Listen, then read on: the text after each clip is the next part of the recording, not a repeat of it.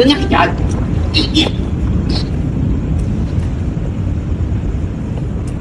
Ủa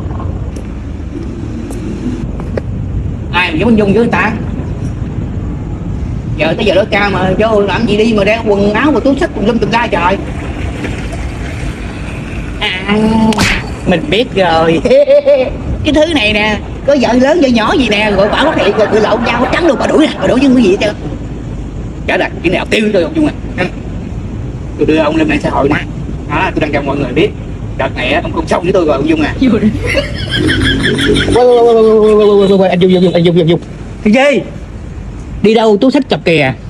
Tưởng gần thứ dữ, ai về bây giờ. Bây giờ bà nội, bây giờ.